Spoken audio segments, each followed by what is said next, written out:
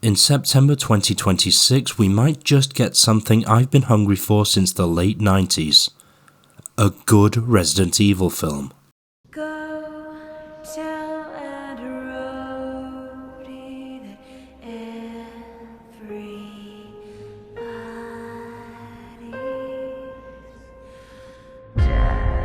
dead.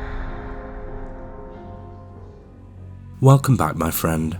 This is just another one of those scribble on a notepad video essays, but having seen the trailer for Zach Cregger's Resident Evil and its evisceration by some segments of the fandom, I have some thoughts that I thought might be worth sharing.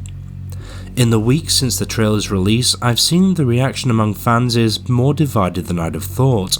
Some fans seem outraged that the trailer is made by and geared towards tourists. Why? Because, right up until the title card, there's nothing immediately signalling that this is a Resident Evil film. I disagree in the strongest possible terms, however, that this is a problem.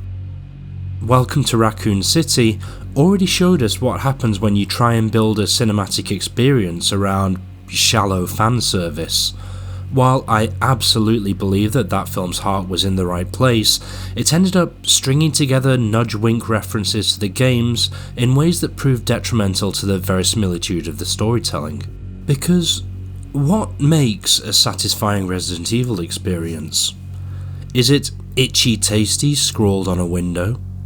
Is it Hannah John Kamen making knowing gags about Jill sandwiches?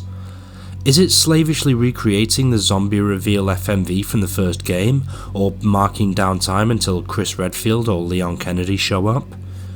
Or is it that creeping sense of dread that seeps into your spinal column as you follow the characters into a dilapidated setting haunted by creatures that have no earthly right to exist among us?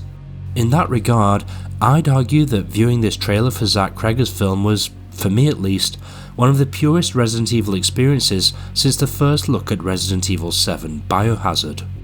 In his trailer breakdown for IGN, Cregger reveals that the events of the film run parallel with the events of the second game. The aesthetics and story elements, however, owe more of a debt to Biohazard, which makes sense really, since that game wears its cinematic influences like the Texas Chainsaw Massacre and The Hills Have Eyes so brazenly on its sleeve. The location, a murky, mildewed suburban home, bears a passing resemblance to the Baker house. Our protagonist, Brian, is very much an everyman in the mould, pun semi-intended, of Ethan Winters, rather than a hulking paramilitary badass. We even hear snippets of answer phone messages left to an unseen romantic partner, recalling the relationship between Ethan and Mia that forms the emotional bedrock of the 7th and 8th games. Judging by the trailer and Cregger's words with IGN, it seems like this film will eschew creature designs from the games, like lickers, hunters, and tyrants. Even the nature of the infection may be different to that of the T-virus we see in the games. Rather than shuffling generic zombies, it looks as though we can see infected bodies come together to form composite creatures. While I can empathise with those who feel disappointed or frustrated by the lack of familiar creatures, I feel it will ultimately prove one of the film's greatest strengths. I believe it will free Cregger up to explore design concepts that will play to his unique sensibilities. If there's one theme that continuously defines Resident Evil, it's corruption.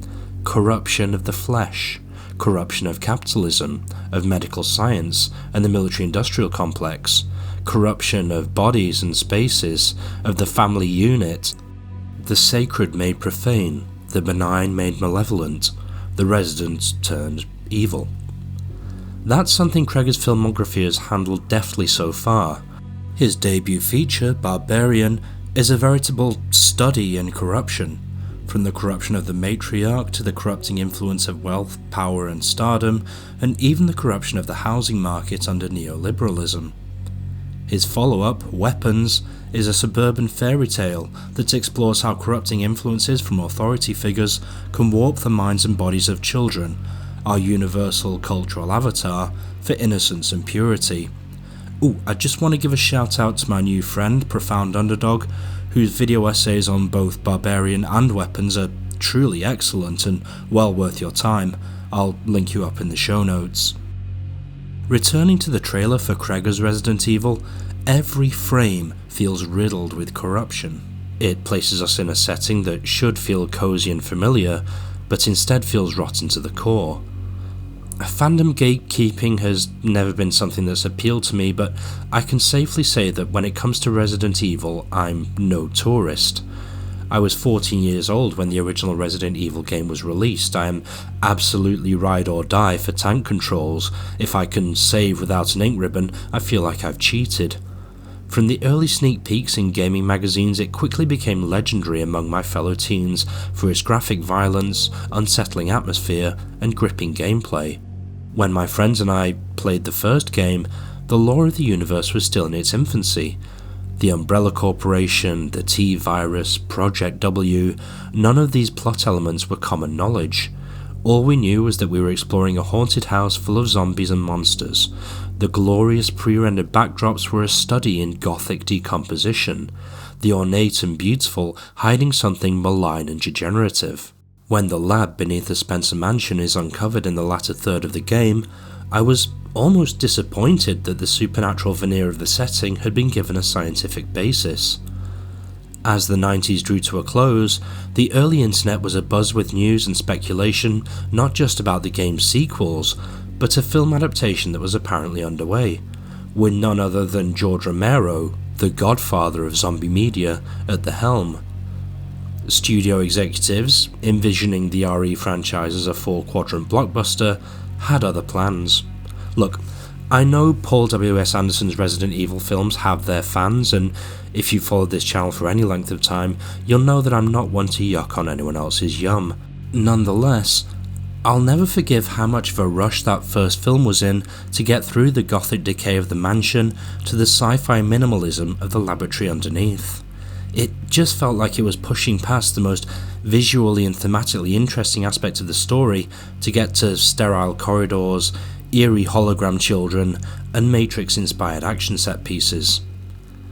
This theme of bodily corruption hits extra hard for me at present because I just found out a few weeks ago that I'm living with cancer, and in late June, one part of my body will need to be surgically removed to make sure it doesn't kill me.